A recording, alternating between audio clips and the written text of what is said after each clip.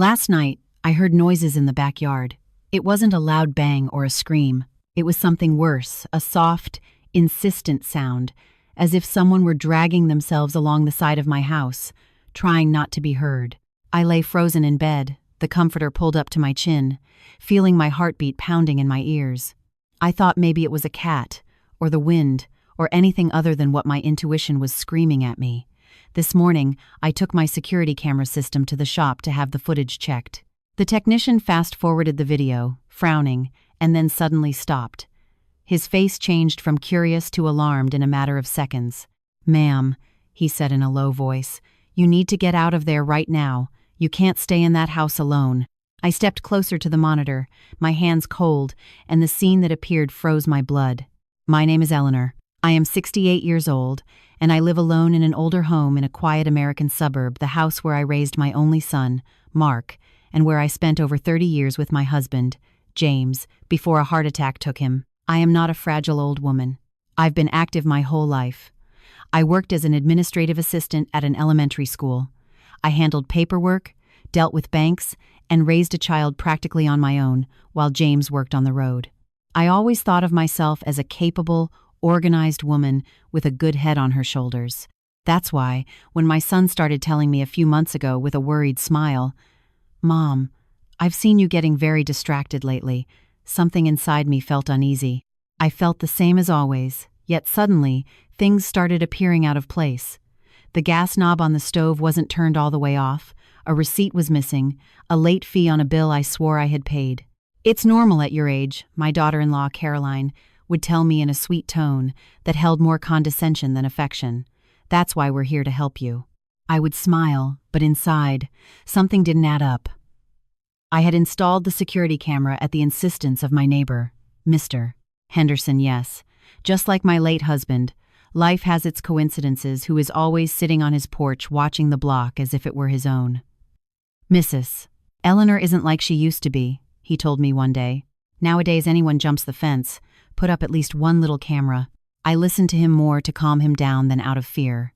The camera was simple, pointed at the backyard and connected to an old DVR recorder.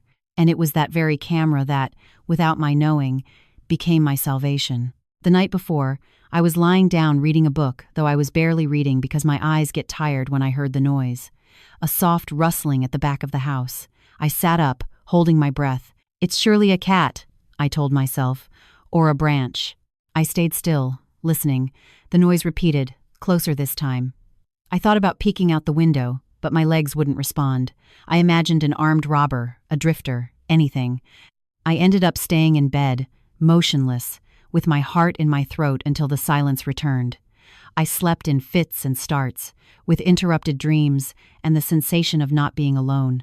In the morning, while making coffee, it occurred to me to check the camera. I crouched in front of the recorder, but the screen was black. There was no image or signal. "How strange," I murmured. "It was working yesterday." I'm not good with technology, so I decided to take the whole thing to get checked. I grabbed the device, wrapped it in a bag, and headed downtown to the small electronics repair shop where Matt works, the son of a former coworker. The shop was small, squeezed between a stationery store and a diner. It smelled of solder, plastic, and reheated coffee.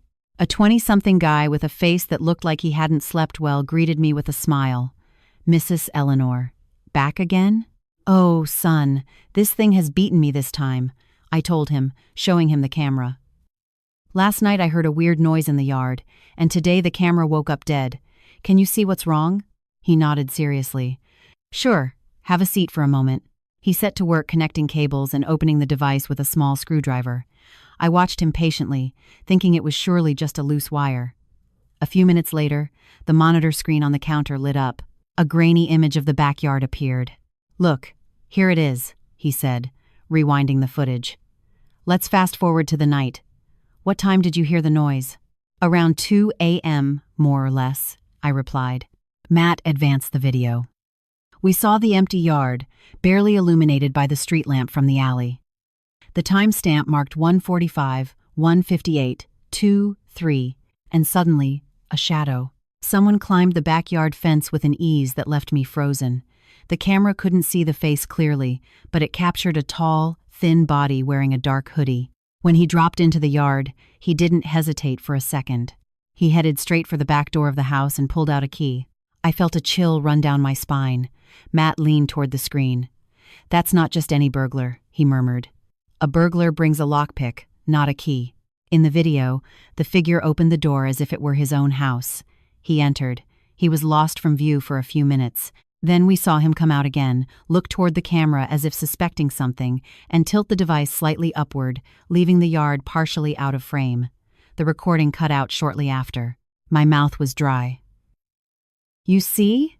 I said, in a thread of a voice. I knew it wasn't my imagination. Matt rewound it again, pausing when the figure was closest to the camera. You could see part of the profile, the shape of the jaw, something like poorly shaved stubble. The full face wasn't visible. But there was something unsettlingly familiar in the way he moved. "Ma'am," Matt said, lowering his voice, "I don't like what I saw." "Neither do I," I replied, clutching my purse against my chest. He looked at me with a seriousness I've rarely seen in young people. "You shouldn't stay alone in that house, at least not today." I tried to joke to lighten the mood. "Oh, son, don't exaggerate. I'm not that fragile." "It's not an exaggeration, Mrs. Eleanor." He pointed at the screen. "That person knew what they were doing. They knew where to go. They knew there was a camera and still went in." I swallowed hard. "Can you save a copy of that video for me?" I asked. "I'll take another one." "Of course. In fact, I'm going to keep one safe here too. If anything happens, this could be useful." While he copied the recording onto a USB drive, I stared at the frozen screen as if by looking hard enough I could recognize the intruder. I felt a pressure in my chest. I knew deep down that none of this was a coincidence. I had spent weeks noticing little strange things in the house. The drawer with important documents slightly open, the gas valve turned a bit, a glass out of place in the kitchen. Everyone told me it was my age, that it was normal, that I was forgetting things. But the camera doesn't forget. When Matt handed me the USB drive, I squeezed it so hard I felt like I was going to break it. "Thank you, son," I told him. "For real. If you see anything else strange, send me a text," he replied. "And if you have someone you trust, maybe you should talk to that person."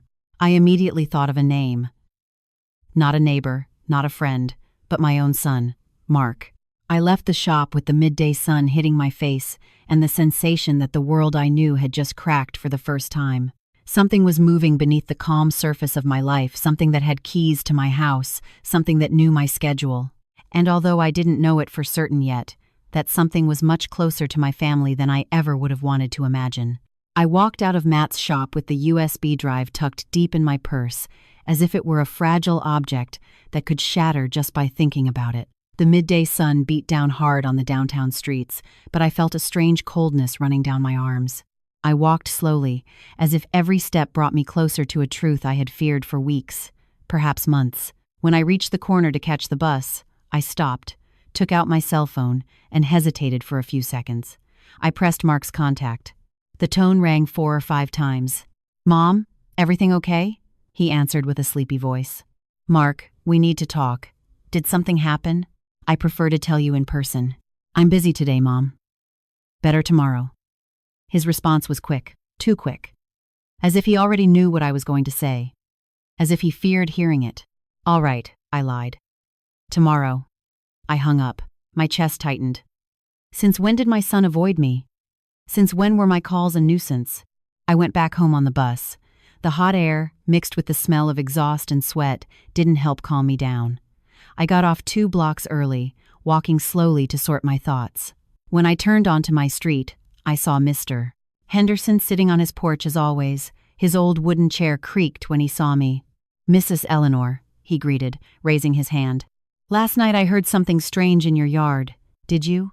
I felt a lurch in my stomach. "Yes," I replied. "That's why I took the camera to get checked." He frowned as if an uncomfortable memory crossed his mind. "Well, early this morning a black car passed by really slowly in front of your house, with tinted windows. It's not the first time." I froze. "When was the first time?" Mr. Henderson thought for a moment. "About a week ago, and before that, one night I saw a guy standing next to your side window, but when I yelled at him, he ran off. I thought it was just some burglar." I leaned on the fence so I wouldn't fall. Everything was too connected. The things out of place, the open gas, the moved camera, the black car, the figure jumping the fence. None of it was a coincidence. "Do you want me to go with you to check the house?" he asked. "No, Mr. Henderson. Thank you. Just, if you see that car again, let me know." "Yes, of course, neighbor. And be careful, people are acting strange." I entered my house with my key in hand, scanning every corner with my eyes. It had been my home for decades, but for the first time, I felt that something or someone had changed the energy of the place. I left my purse on the table and went straight to the hallway. I checked the back door. The lock had scratch marks not very deep, but recent, as if it had been picked or opened too many times without me noticing. My stomach turned. What were they looking for? Money? Documents? Jewelry? But I didn't have significant jewelry, and my money was in the bank. The only thing truly valuable was the house. I headed to the guest bedroom, the one that was Mark's until he got married. I opened the closet where I kept old documents. There were several boxes, all labeled by me. Receipts, insurance policies, medical records, James's will and copies. When I saw the last box, my heart jumped. The blue envelope, the one containing copies of my will and estate papers, was open, and one of the copies was missing. I stood paralyzed. Who else knew I kept that there? Who else knew every corner of this house as well as I did? Only two people, Mark and Caroline. But I didn't want to believe it. I couldn't. I took out the envelope and checked it. 3 copies, and there should have been 4. One was missing. I sat on the edge of the bed with the envelope in my hand, feeling the walls closing in on me. I forced myself to get up. I breathed deeply. I had to keep a cool head. I had to think, not panic. I went to the kitchen for a glass of water, but when I turned on the tap, something caught my attention. The silverware drawer wasn't fully closed. I always closed it tight. It was an almost automatic habit. I opened it slowly. The silverware was messy, as if someone had rummaged for something inside, something small, something quick to grab. I knelt down to check the bottom drawer. My hands touched the empty space where I kept my booklet of old passwords, the ones I hardly use anymore because now I have everything written in a new notebook. The booklet was gone. I slammed the drawer shut. I felt a tingling in my neck. There was no doubt. Someone had sought entry to access my accounts, my papers, my life. My cell phone vibrated on the table. A text from Caroline. "Hi, Eleanor. Everything okay? Mark told me you were a little upset last night." My fingers tensed.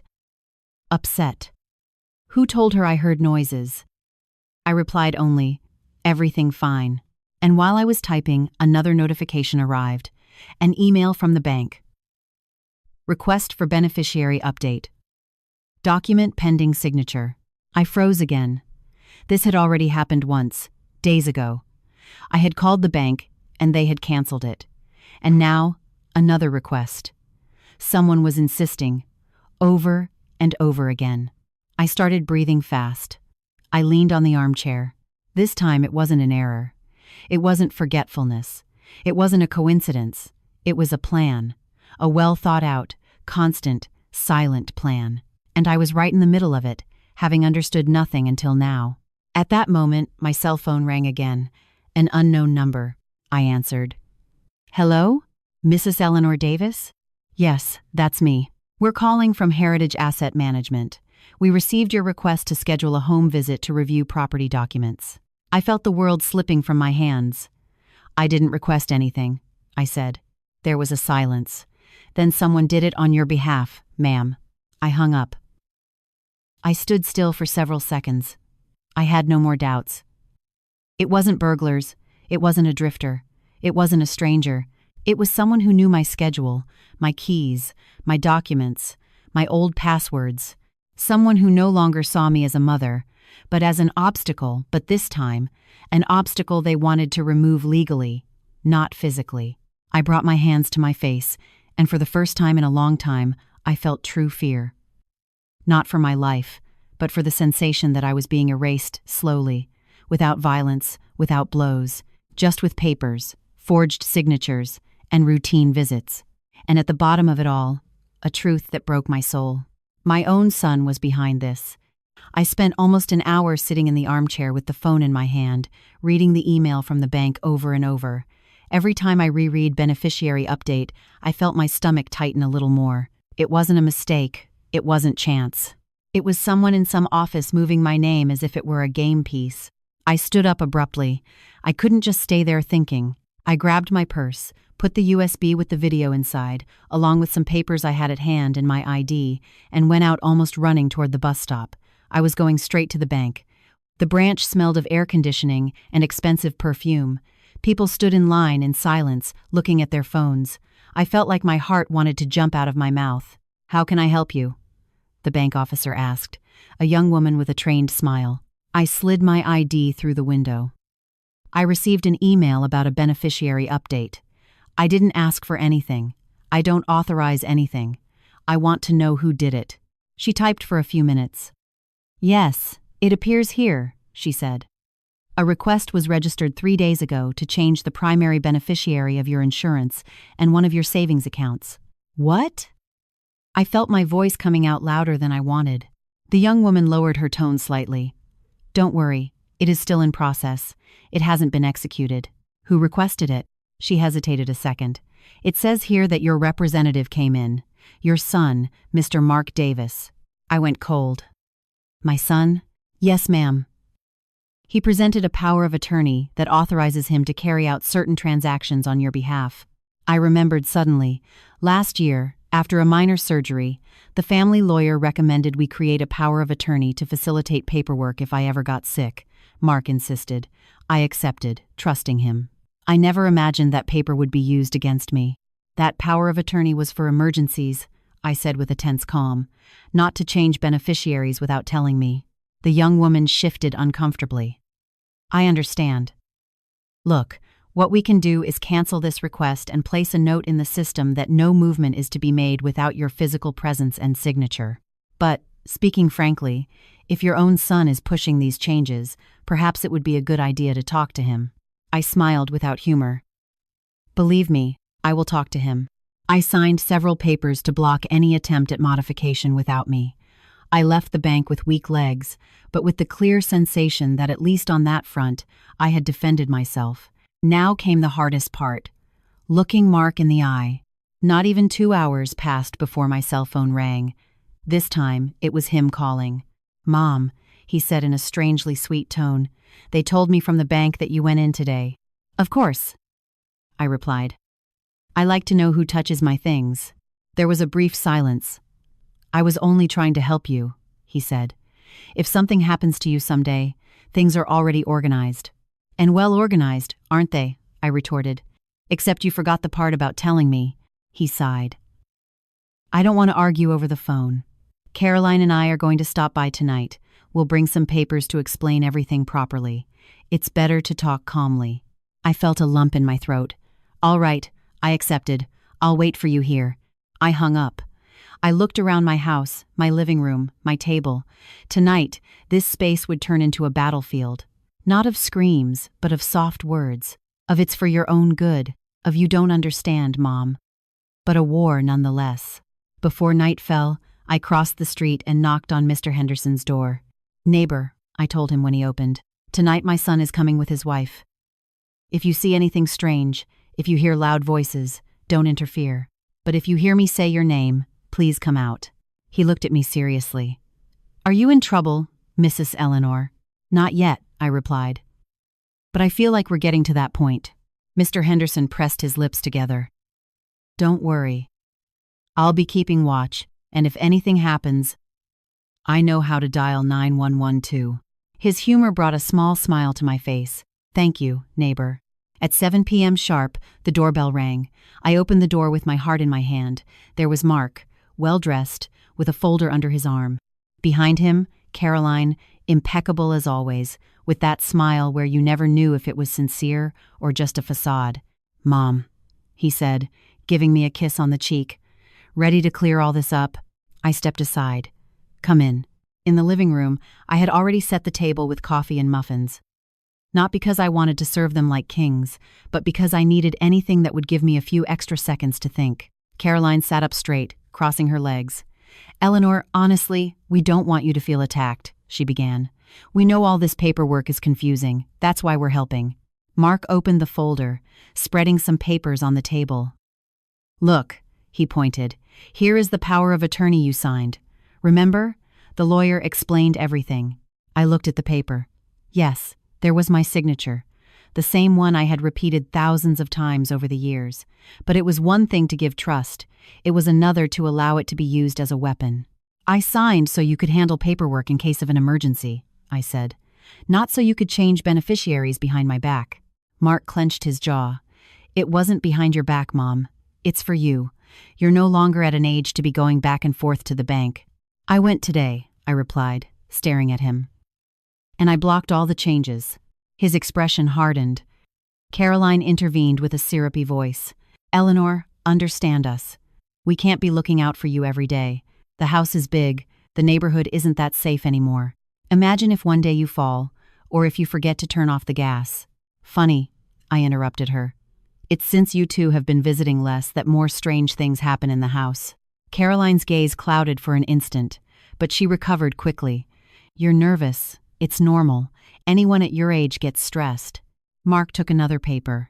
"Look, here is an option they gave us," he said. "We can sell the house, buy you a small condo in a more central area, close to a place where they can take care of you. We handle everything. You just sign here and here." He handed me the pen. This was the moment, the central play. I took the pen, twirled it between my fingers, but didn't sign. "And what if I don't want to leave my house?" I asked. Silence fell heavily. Mark locked his eyes on me. "You can't stay here forever," he said. "It's neither safe nor practical. And the house." He looked around. "The house could serve a better purpose." Caroline smiled, showing all her teeth. "We could remodel it, sell it at a good price. With that, we secure your care, our debts, everyone's future. It's the most logical thing." That everyone burned me inside. "And when do my wishes enter into the logic?" I asked quietly. Mark snorted. "Mom, you're not understanding. You can no longer handle these decisions alone. You yourself missed a payment 2 months ago. You forgot your doctor's appointment." "I didn't forget." I cut him off. "I canceled the appointment to babysit your daughter because you two went out."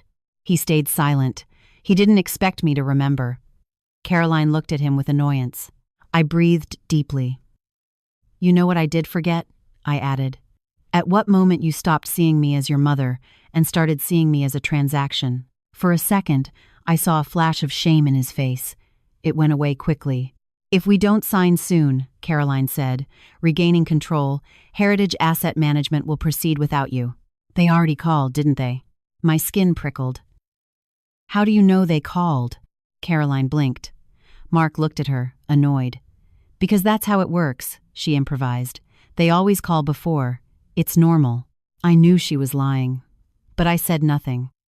Even after almost an hour of explanations, of "we don't want to fight," of "just sign here," I hadn't signed anything. Mark was tense, lips pressed tight.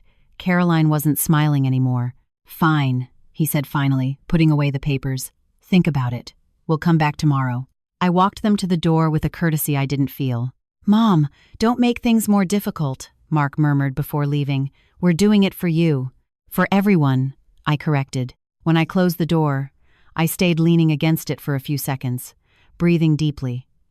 I was heading to the kitchen when I heard voices outside. The living room window was ajar. I approached slowly. "I told you not to let her go to the bank." Mark's voice, irritated.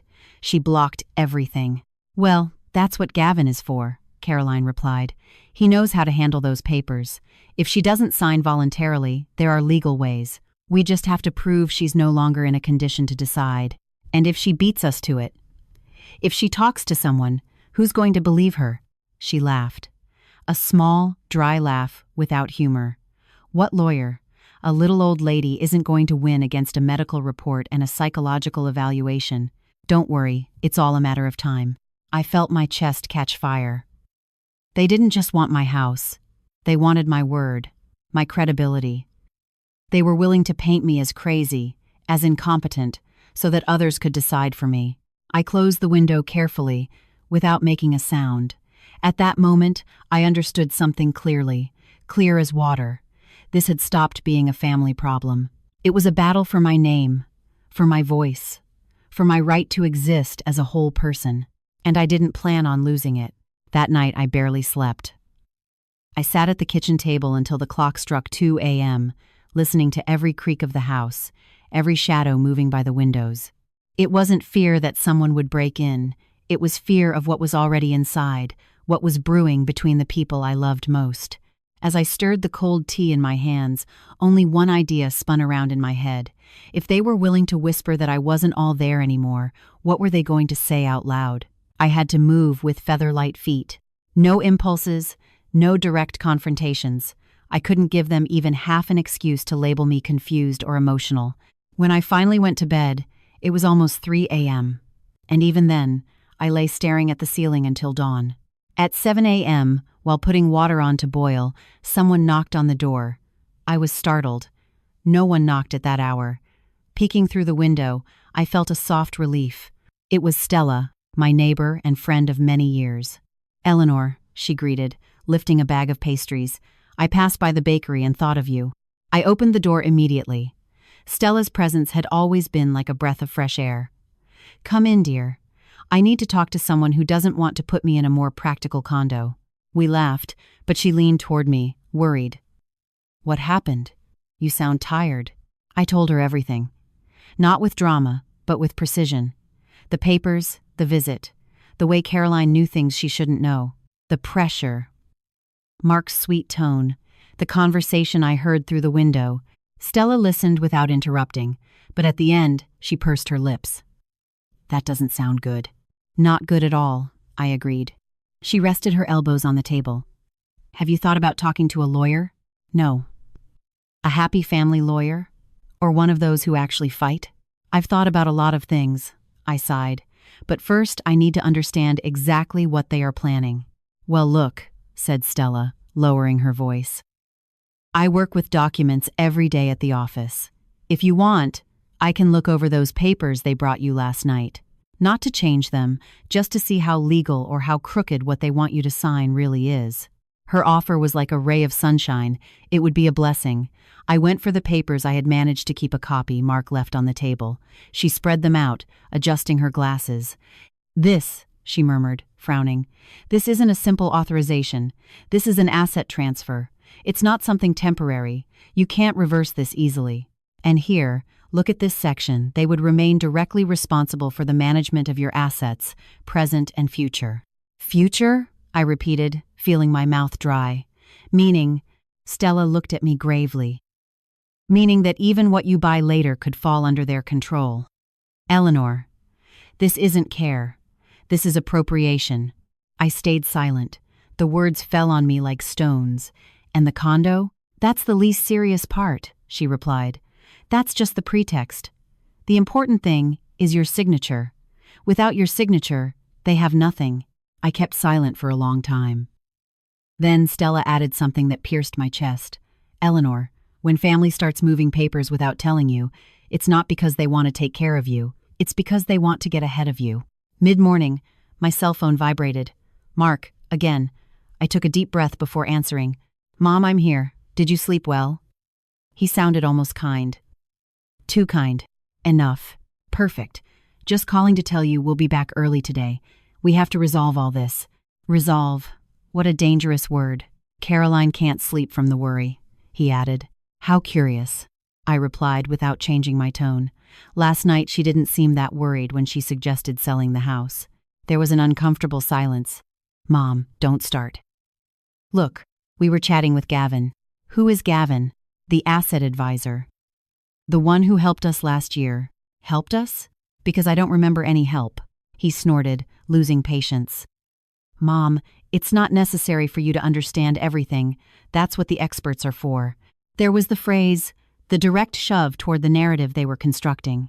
"See you tonight," he finished saying before hanging up. I didn't like it at all. Not at all.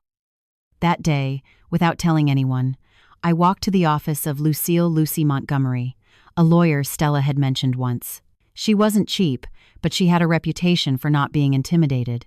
When I told her the situation, she only raised an eyebrow.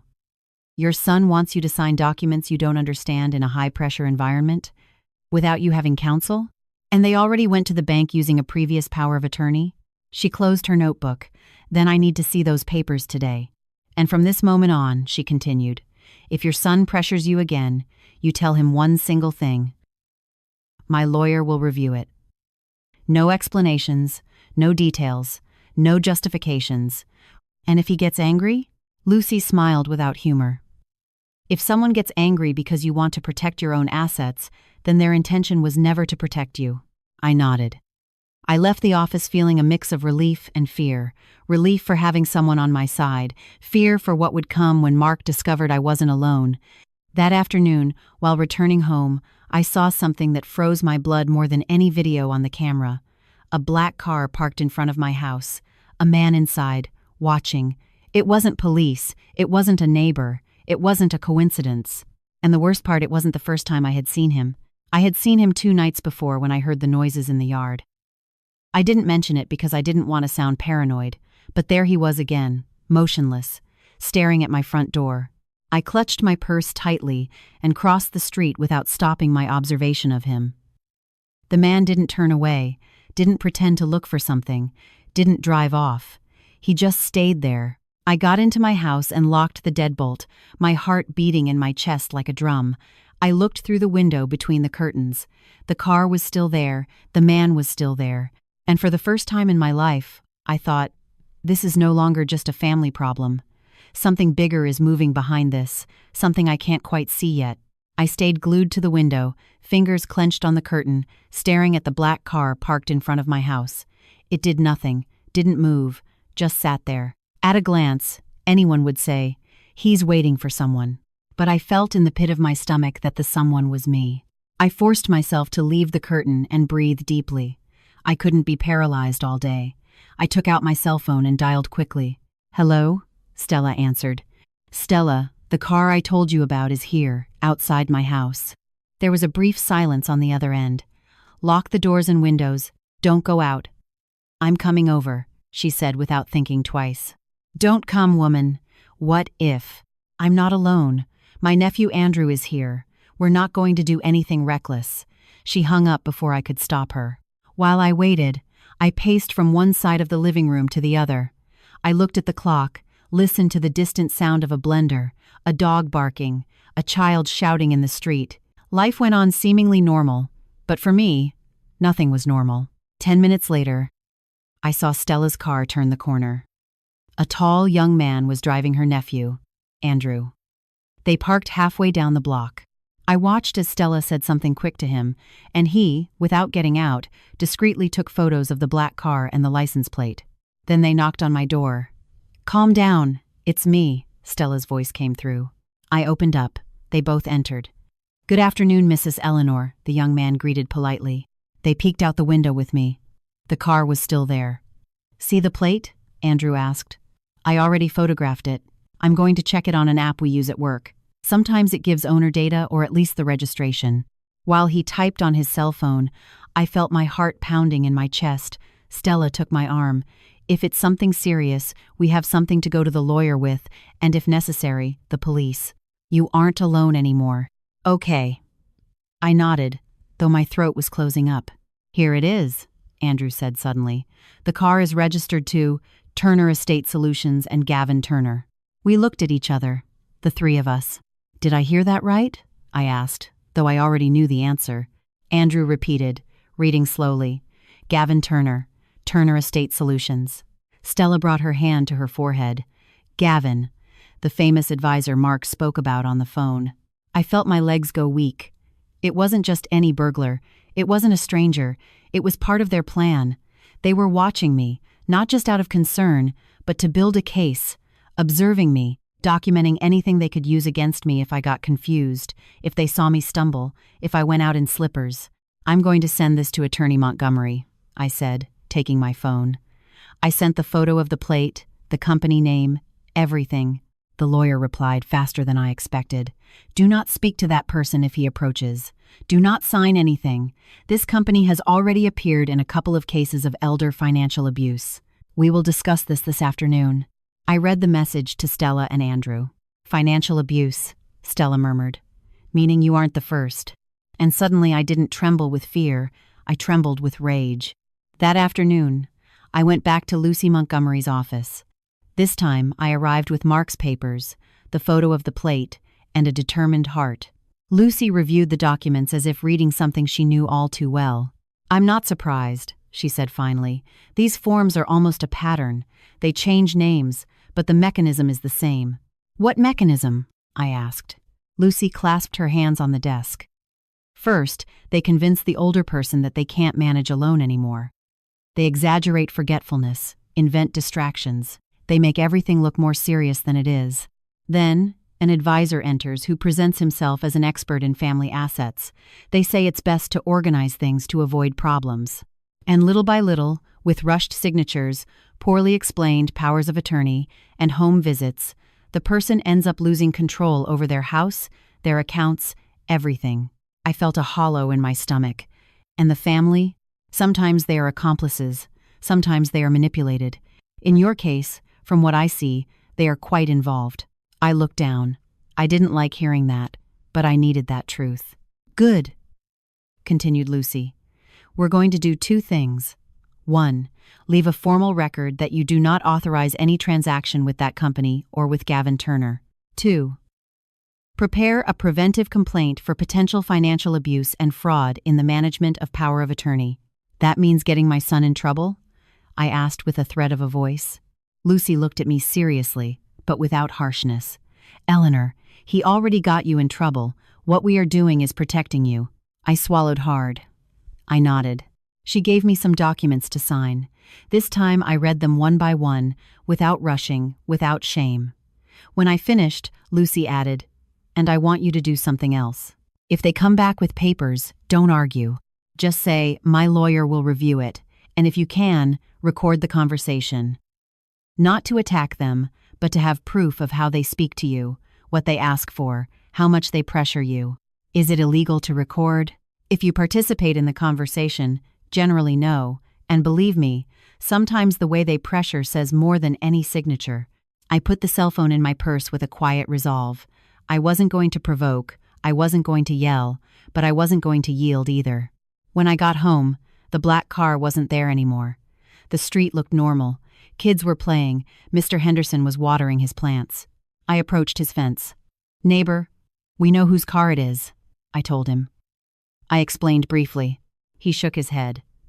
"What a shame, Mrs. Eleanor. You think the worst comes from outside. And look." "Yes," I replied. "Sometimes the worst comes with the same last name." That night at 8, the doorbell rang again. I took a deep breath. I checked that my cell phone had battery. I put it on the table with the voice recorder app ready, like someone setting an extra spoon. I opened the door. This time, it wasn't just Mark and Caroline. There was a third man in a suit, white smile, and a briefcase in hand. "Mom," Mark said.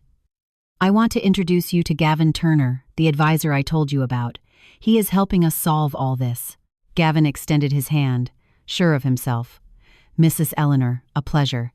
I've seen many cases like yours. My job is to protect you." Protect me from whom? I thought. But I smiled politely, shaking his hand. "Come in, young man. Let's listen." We sat in the living room. Gavin opened his briefcase and took out some documents with his company logo. "Don't worry about the legal terms," he said with a smooth, almost paternal voice. "I already spoke with your son. He understands that this stage of life can be complicated for you. All we want is to ensure your assets aren't wasted by bad management." Bad management. Pretty words to say we want to control everything. "Eleanor," Caroline intervened. "Don't be scared. No one wants to take anything from you. It's just organizing." Mark nodded. "Exactly. And the more you resist, the harder it will be if something happens." I felt something inside me ignite. I was no longer the scared lady in front of the camera screen. I was a woman who knew she was right and now had legal weapons too. I took one of the papers calmly. "Then," I said, looking at them one by one, "you won't mind if my lawyer reviews everything before I sign, right?" Silence fell like a stone in water. "Your lawyer?" repeated Mark, tense. "Yes," I replied. "I went to see her today. Her name is Lucille Montgomery. Ring a bell?" I saw something cross Gavin's eyes. It wasn't surprise, it was annoyance. "Attorney Montgomery," he murmured. She has a reputation for complicating things. No, young man, I corrected without losing my smile. She has a reputation for defending her clients. I put the papers on the table slowly. So I am not going to sign anything today, nor tomorrow, nor ever, if my lawyer doesn't explain every point to me first. And any movement in the bank or the house registry will be with her present. Mark leaned toward me, irritated. Mom, why did you do this without telling us? I looked him in the eye. The same reason you went to the bank without telling me. The phrase hung in the air, and for the first time since this all started, I saw something I hadn't seen before in the faces of the three of them. Not concern, not care. I saw fear. The silence that followed my sentence felt heavier than any insult. Mark reclined in the armchair, tense, while Caroline bit her lip trying to maintain her smile. The only one who didn't manage to hide anything was Gavin. He openly showed annoyance, almost rage, as if I, a 8-year-old woman, had dared to ruin a script they had already rehearsed. I sat up straight without lowering my gaze. Any problem? I asked with a calm voice. No, none, said Gavin, adjusting his tie. It's just that. Normally, these processes work better without involving third parties. Third parties? A lawyer is a third party? I replied. How curious, because you three seemed very comfortable making decisions for me. Mark cleared his throat, visibly uncomfortable. Mom, you're getting defensive. It's not necessary. It is, I said. And it will be as long as I can't trust what you do in my name. Caroline took a deep breath, as if she were the only rope trying to stay taut. Eleanor? Really? We don't want to fight. If you bring lawyers into this, it's going to become a bigger problem than it is. I didn't turn it into a problem, I said. You did when you tried to change my accounts without telling me. There, for a second, Mark paled. Barely perceptible, but I noticed it. Gavin closed his briefcase. Fine, he said with a rigid smile. It seems we won't make progress today. We will review the documents with your lawyer, ma'am.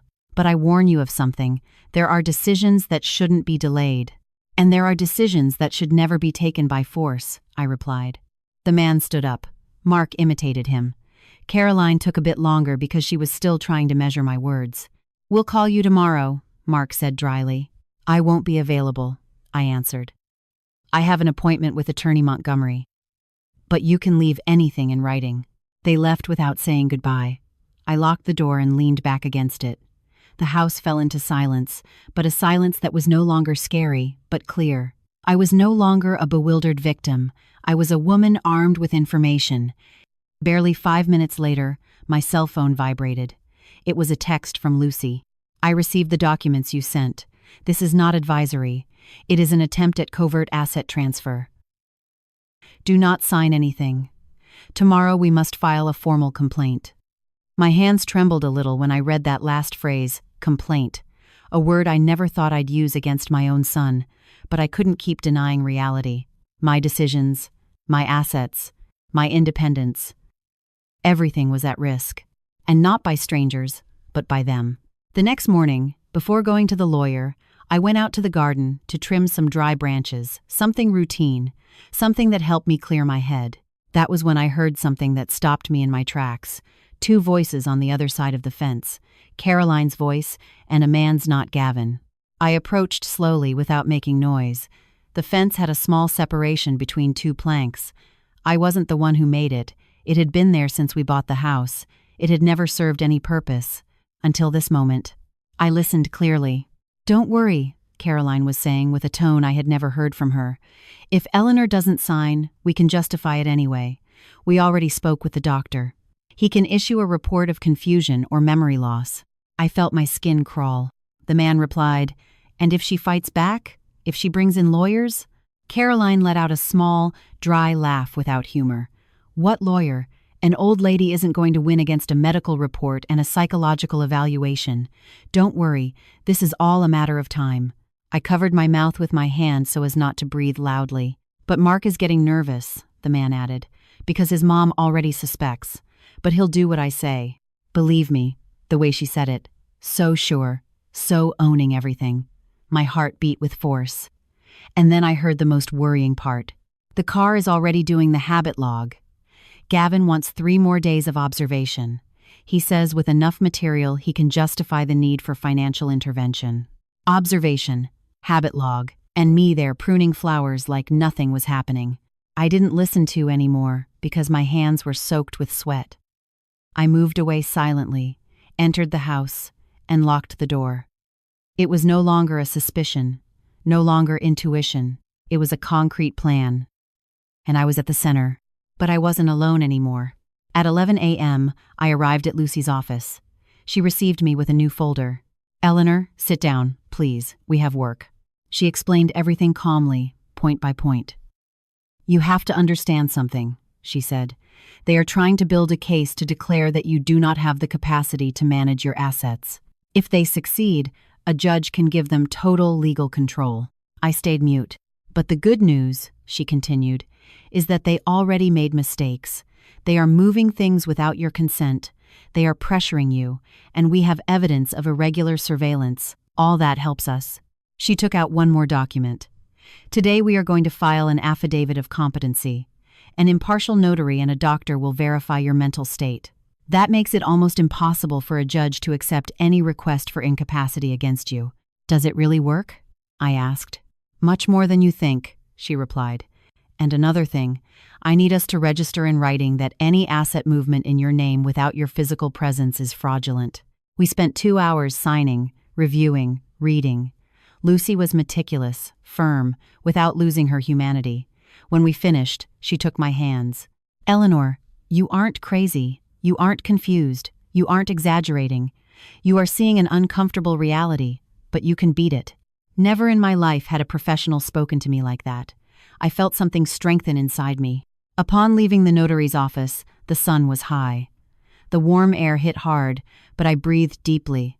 For the first time in days, I felt clarity. I walked toward my house, passed by a store, and bought a notebook and a pen. I am going to write down every detail, every word, every visit. Not to hold a grudge, but to hold proof. When I reached the corner of my house, I stopped. The black car wasn't there. I felt relieved for a second, until I saw something else. Mark standing in front of my door, holding some papers, knocking on the wood with insistence. He didn't look nervous. He didn't look worried. He looked impatient, as if he knew their time was running out. I pressed the notebook against my chest and advanced. "What are you doing here, Mark?" He turned, surprised to see me arrive so quickly. "Mom, we have to talk. It's urgent." His tone wasn't that of a son. It was the tone of someone losing control. "Sure," I replied calmly, "but today we will talk with my lawyer on the line." And right there I saw it clearly. The fear. A different fear, not of losing money, not of losing a transaction, but fear of something they hadn't contemplated, that I was no longer the woman they could push around. Mark lowered the hand he was knocking with. His eyes moved fast, as if looking for the right words, as if the script he had been rehearsing for days had finally crumbled. "Mom," he said, trying to sound calm, "I don't want to fight. I just need us to talk. Without lawyers, without drama." I approached slowly, without looking away. "Mark, if you come with honesty, I'll listen.